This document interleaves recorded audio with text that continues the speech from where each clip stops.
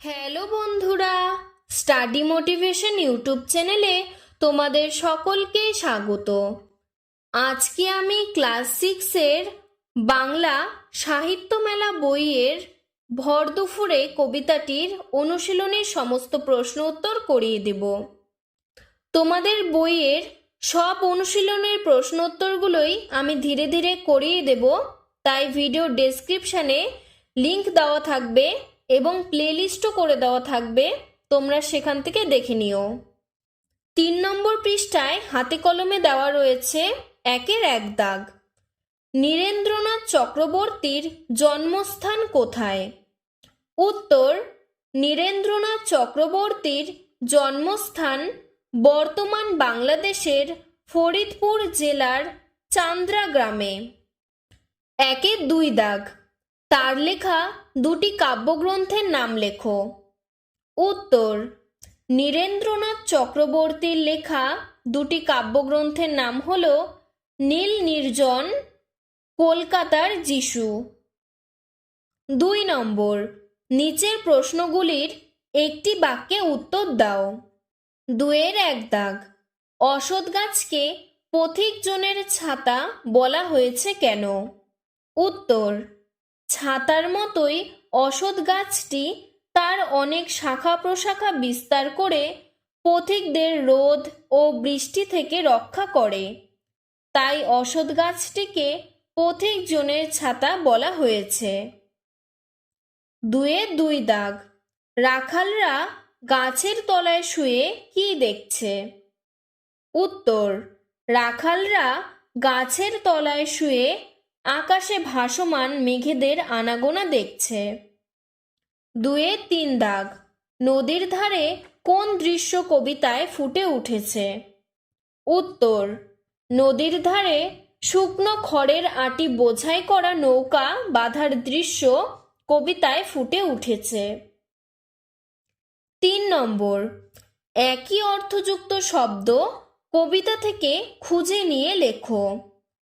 তৃণ, তৃণ মানে ঘাস। তটিনী, তটিনী মানে নদী। গোরক্ষক, গোরক্ষক মানে রাখাল। পৃথিবী, পৃথিবী মানে বিশ্বভুবন। জলধর, জলধর মানে মেঘ। 4 নম্বর, নিচের বিশেষ্য শব্দগুলিকে বিশেষণে ও বিশেষণ শব্দগুলিকে বিশেষ্যে পরিবর্তিত করো। ঘাস, ঘাস একটি বিশেষ্য শব্দ, এর বিশেষণ হলো ঘেঁষো। রাখাল, রাখাল একটি বিশেষ্য, এর বিশেষণ হলো রাখালিয়া। আকাশ, আকাশ একটি বিশেষ্য, এর বিশেষণ হলো আকাশী। মাঠ, মাঠ একটি বিশেষ্য, এর বিশেষণ হলো মেঠো। আদর, আদর একটি বিশেষ্য শব্দ, এর বিশেষণ হলো আদুরে। গাছ, গাছের বিশেষণ হলো গেছো। লোক, লোক একটি বিশেষ্য, এর বিশেষণ হলো লৌকিক। 5 নম্বর, পাশে দেওয়া শব্দগুলির সঙ্গে উপসর্গ যোগ করে নতুন শব্দ তৈরি করো। নদী, নদীর সঙ্গে উপসর্গ উপ যোগ করে হলো উপনদী। আদর, আদরের সঙ্গে অন উপসর্গ যোগ করে হলো অনাদর। বাতাস, বাতাসের সঙ্গে সু উপসর্গ যোগ করে হলো সুবাতাস। 6 নম্বর, নিচের বাক্য বা বাক্যাংশগুলির থেকে উদ্দেশ্য ও বিধেয় চিহ্নিত করে উদ্দেশ্য অংশের সম্প্রসারণ করো। 6-এর 1 দাগ। ওই যে অশ্বত্থ গাছটি, ও তো পথিকজনের ছাতা। এখানে সম্প্রসারিত অংশটি হলো রাস্তার পাশে দাঁড়িয়ে থাকা। উদ্দেশ্য হচ্ছে ওই যে অশ্বত্থ গাছটি, আর বিধেয় হচ্ছে ও তো পথিকজনের ছাতা। 6-এর 2 দাগ। কেউ কোথাও নেই, বাতাস ওড়ায় মিহিন সাদা ধুলো। এখানে সম্প্রসারিত অংশ হঠাৎ আগত দমকা, উদ্দেশ্য বাতাস, আর বিধেয় ওড়ায় মিহিন সাদা ধুলো, কমা কেউ কোথাও নেই। 6 দাগ, আঁচল পেতে বিশ্বভুবন ঘুমোচ্ছে এইখানে। এখানে সম্প্রসারিত অংশ আমাদের এই সুন্দর। উদ্দেশ্য বিশ্বভুবন, বিধেয় আঁচল পেতে ঘুমোচ্ছে এইখানে। 7 বিশ্বভুবন শব্দে বিশ্ব আর ভুবন শব্দ দুটির একত্র উপস্থিতি রয়েছে, যাদের অর্থ একই। এমন 5টি নতুন শব্দ তুমি তৈরি করো। এখানে নতুন শব্দগুলি হলো জল, পানি। জল, জলেরও যা অর্থ পানি মানেও একই অর্থ, তাহলে হয়ে গেল জল পানি। লজ্জা সরম, বৃষ্টি বাদল, লোকজন, ধন দৌলত। এরপর 8 ক্রিয়ার কাল নির্ণয় করো। অনেকের বইতে তোমাদের এই 8 এবং 9টি করে দেওয়া নেই, আবার অনেক বইতে রয়েছে, তো আমি তোমাদের করিয়ে দিচ্ছি। তোমাদের যদি বইতে এটি থেকে থাকে তাহলে করবে, আর নয়তো করবে না। কোনটিতে কাজ চলছে, কোনটিতে বোঝাচ্ছে কাজ শেষ হয়ে গেছে। 8 দাগ, চড়ছে দূরে গরু বাছুর। চড়ছে, চড়ছে মানে চড়ার কাজ চলছে, তাই এটি ঘটমান বর্তমান। 8 দাগ, দেখছে রাখাল মেঘগুলো যায় আকাশটাকে ছুঁয়ে। যায়, মেঘগুলোর আকাশটাকে ছুঁয়ে যাওয়ার কাজ চলছে, এখনো চলে যাচ্ছে, তাই এটি ঘটমান বর্তমান। 8 দাগ, নদীর ধারে বাঁধা কাদের ওই বড় নৌকাটি। বাঁধা, বাঁধার কাজ আগেই শেষ হয়ে গেছে, তাই এটি পুরা ঘটিত বর্তমান। 8 দাগ, বাতাস ওড়ায় মিহিন সাদা ধুলো। ওড়ায়, ওড়ার কাজ থামে না, মাঝে মধ্যেই চলে, তাই এটি সাধারণ বা সামান্য বর্তমান। এরপর 9 নিচের বাক্যগুলির গঠনগত শ্রেণীবিভাগ করো। সরল, যৌগিক, জটিল। 9 দাগ, তলায় ঘাসের গালছেখানি আদর করে পাতা। এটি সরল বাক্য। 9 দাগ, ওই যে অসৎ গাছটি, ও তো পথিক জনের ছাতা। এটি যৌগিক বাক্য। 9 দাগ, ভর দুপুরে যে যার ঘরে ঘুমোচ্ছে লোকগুলো। এটি সরল বাক্য। 9 দাগ, যে জানে সেই জানে। এটি জটিল বাক্য। এরপর 10 বলেছে, ওই যে অসৎ গাছটি অংশে ওই একটি দূরত্ববাচক নির্দেশক সর্বনাম। এমন আরও কয়েকটি সর্বনামের উদাহরণ দাও, যেমন ও, উহা, উনি, ওরা ইত্যাদি। এরকম আরও কয়েকটি সর্বনাম আমি নিচে করে দিয়েছি, ওটি, এগুলো, এই সব ইত্যাদি। 11 পথিকজনের ছাতা। সর্বনাম পদটি চিহ্নিত করো। কবিতায় থাকা সর্বনাম পদ খুঁজে লেখো আর নতুন সম্বন্ধপদ যুক্ত শব্দ তৈরি করো, যেমন গোঠের রাখাল, দুপুরের ঘুম। উত্তর, পথিকজনের ছাতা। এখানে সম্বন্ধপদ পথিকজনের। কবিতায় অন্য কয়েকটি সম্বন্ধপদ হলো ঘাসের, গাছের, খোলের, খড়ের, নদীর।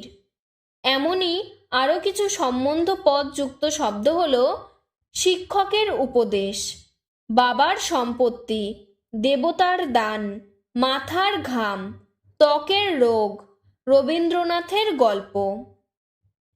12 ওই বড় নৌকাটি বলতে বোঝায় একটি নৌকাকে। নৌকার সঙ্গে এখানে টি নির্দেশক বসিয়ে একবচন বোঝানো হয়েছে।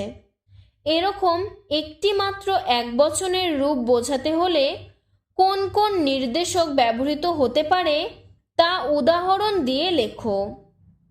উত্তর, টি নির্দেশকের মতো একবচনের রূপ বোঝাতে আর যেসব নির্দেশক ব্যবহৃত হতে পারে তা হলো টা গাছটা, খানা বইখানা, খানি চেয়ারখানি ইত্যাদি। 13 নম্বর, কবিতা থেকে বহু বচনের প্রয়োগ রয়েছে এমন শব্দ খুঁজে নিয়ে লেখো। প্রসঙ্গত শব্দকে আর কিভাবে আমরা বহু বচনের রূপ দিতে পারি তা উদাহরণের সাহায্যে বুঝিয়ে দাও। উত্তর, কবিতায় বহু বচনের প্রয়োগ রয়েছে এমন শব্দগুলি হলো মেঘগুলি, লোকগুলি। বহু বচনের রূপ দেওয়ার জন্য শব্দের শেষে রা, এরা, গুলি, গুলো, গণ, বৃন্দ, কুল, বর্গ, রাশি, রাজি, পুঞ্জ, মালা, শ্রেণী, সমূহ, মণ্ডলী ইত্যাদি যোগ করা হয়। রা রা দিয়ে নতুন শব্দ হলো ছাত্ররা। এরা এরা দিয়ে নতুন শব্দ হলো বালকেরা। বর্গ বর্গ দিয়ে নতুন শব্দ হলো বন্ধুবর্গ।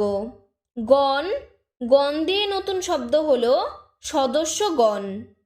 বৃন্দ বৃন্দ দিয়ে নতুন শব্দ হলো ছাত্রবৃন্দ। কুল কুল দিয়ে নতুন শব্দ হলো মনুষ্যকুল। গুলি বা গুলো এইটা দিয়ে নতুন শব্দ হলো ফুলগুলি, ফুলগুলো। রাশি রাশি দিয়ে নতুন শব্দ হলো জল রাশি। রাজি রাজি দিয়ে নতুন শব্দ হলো পুষ্পরাজি। পুঞ্জ পুঞ্জ দিয়ে নতুন শব্দ হলো মেঘপুঞ্জ। মালা মালা দিয়ে নতুন শব্দ হলো উর্মিমালা। শ্রেণী শ্রেণী দিয়ে নতুন শব্দ হলো পর্বত শ্রেণী। সমূহ সমূহ দিয়ে নতুন শব্দ হলো নদী সমূহ। মণ্ডলী মণ্ডলী দিয়ে নতুন শব্দ হলো শিক্ষক মণ্ডলী। 14 নম্বর, নিচের প্রশ্নগুলির উত্তর নিজের ভাষায় লেখো। 14 এক দাগ, আঁচল পেতে বিশ্বভুবন ঘুমোচ্ছে ওইখানে। কবির এমন ভাবনার কারণ কি? উত্তর, কবি নীরেন্দ্রনাথ চক্রবর্তী তার ভরদুপুরে কবিতায় এক অলস দুপুরের চিত্র এঁকেছেন। দুপুরবেলা চারিদিক নিস্তব্ধ, জনমানবহীন। সকলে যে যার ঘরে গভীর ঘুমে আচ্ছন্ন। এমনকি সূর্যের প্রচণ্ড তাপে জীবজন্তু পশু পাখিরাও নিস্তেজ হয়ে পড়েছে। পৃথিবীও যেন তার কর্মচাঞ্চল্য হারিয়েছে। শুধু বাতাস এসে মিহি সাদা ধুলো ওড়াচ্ছে।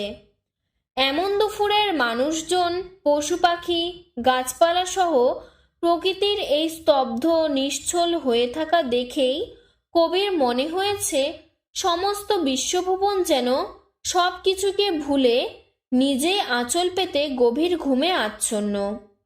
প্রকৃতির এই স্তব্ধ নিশ্চল রূপই কবির এমন ভাবনার কারণ। 14 দাগ, ভরদুপুরে কবিতায় গ্রাম বাংলার এক অলস দুপুরের ছবি খুঁজে পাওয়া যায়। কবিতায় ফুটে ওঠা সেই ছবিটা কেমন লেখো। উত্তর, আধুনিক বাংলা কাব্যজগতের অন্যতম বিশিষ্ট কবি নীরেন্দ্রনাথ চক্রবর্তী তার ভরদুপুরে কবিতায় এক অলস ও শান্ত দুপুরের ছবি তুলে ধরেছেন। অশ্বত্থ গাছের নিচে প্রকৃতির পাতা, সবুজ ঘাসের গালিচা যেন অলস দুপুরের সুখসজ্জা। গরু বাছুরগুলিকে চড়তে দিয়ে রাখাল সেই নরম ঘাসের গালিচায় শুয়ে তার মাথার ওপরের দিগন্ত জোড়া নীল আকাশটিকে দেখছে। টুকরো টুকরো ভেসে বেড়ানো মেঘ দেখে তার মনে হয় মেঘগুলি যেন আকাশটাকে ছুঁয়ে ছুঁয়ে যাচ্ছে। নদীর ধারে বাঁধা রয়েছে খড় বোঝাই করা একটি নৌকা। চারিদিক জনমানব শূন্য। কেবল বাতাস এসে মিহি মিহি সাদা ধুলো উড়িয়ে যাচ্ছে। দুপুরের এই নিস্তব্ধতা দেখে কবির মনে হয়েছে শুধুমাত্র মানুষজনই নয়, এমন নিস্তব্ধ দুপুরে সমগ্র বিশ্ব প্রকৃতিও যেন আঁচল পেতে গভীর ঘুমে আচ্ছন্ন। 14 দাগ। কোনো এক ছুটির দিনে দুপুরবেলায় তোমার বাড়ির চারপাশ জুড়ে কেমন পরিবেশ সৃষ্টি হয় তা জানিয়ে বন্ধুকে একটি চিঠি লেখো। এখানে আমি লিখে দিয়েছি, তোমরা তোমাদের মতো করে চাইলেও লিখতে পারো। সবার প্রথমে ওপরে তোমরা নিজের নাম, ঠিকানা এবং তারিখ লিখবে। তারপর বাঁদিক থেকে লেখা শুরু করবে প্রিয় বন্ধু। এরপর তোমার সেই বন্ধুর নাম বসাবে। আশা করি ভালো আছিস। আজ চিঠিতে আমাদের এখানকার দুপুরবেলার একটি দৃশ্যের বর্ণনা তোকে জানাচ্ছি। গতকাল স্কুল ছুটি ছিল। দুপুরবেলায় খাওয়ার পর জানলা দিয়ে আকাশ দেখছি। পথে লোকজনের চলাচল প্রায় নেই। দুই একজন যারা রাস্তায় বেরিয়েছে তাদের প্রত্যেকের মাথায় ছাতা। সামনের বটগাছের তলায় কয়েকজন লোক মাদুর বিছিয়ে ঘুমোচ্ছে। 4 জন বৃদ্ধ মিলে বটতলায় বেদিতে বসে অলস দুপুরে তাস খেলছে। আমারও ইচ্ছে হলো গাছতলায় বসতে। মাকে বলে আমি চলে গেলাম সেখানে। গাছের নিচে বেশ হাওয়া। মাঠে কৃষকেরা নেই। পাশেই রয়েছে পুকুর। সেখানে গোটা 5 হাঁস সাঁতার কাটছে। একটু দূরে এক রাখাল বাঁশি বাজাচ্ছে। পাশে মা ছাগল 3টি বাচ্চা নিয়ে ঘাস খাচ্ছে। একটি কুকুর অলসভাবে রাস্তার ধুলো শুকোচ্ছে। হঠাৎ মাথার উপর কি যেন একটা পড়ল। দেখলাম গাছ থেকে একটা আধ খাওয়া বট ফল খসে পড়ল।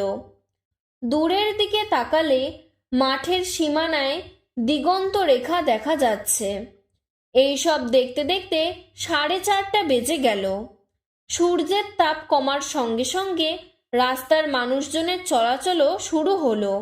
আমিও অন্যদের মতো উঠে ঘরে গেলাম। এরপর প্যারা চেঞ্জ করে লিখবে, যা হোক আমরা সবাই ভালো আছি, তুইও ভালো থাকিস। বাড়ির বড়দের প্রণাম আর ছোটদের ভালোবাসা জানাই। নিয়মিত চিঠি দিস। এরপর নিচে ডান দিকে ইতি তোর প্রিয় বন্ধু লিখে নিজের নাম লিখবে এবং বাঁদিকে ডাকটিকিট লিখে তোমার বন্ধুর নাম, তার বাবার নাম এবং তাদের জায়গার নাম মানে ঠিকানা বসাবে। 14 দাগ। তোমার দেখা একটি অলস দুপুরের ছবি আঁকো। এই ছবিটি তোমরা নিজেরা বাড়িতে আঁকবে। আজকের ভিডিওটি এতটুকুই। তোমাদের যদি ভিডিওটি ভালো লেগে থাকে তাহলে লাইক করে চ্যানেলটিকে সাবস্ক্রাইব করে দেবে। ধন্যবাদ।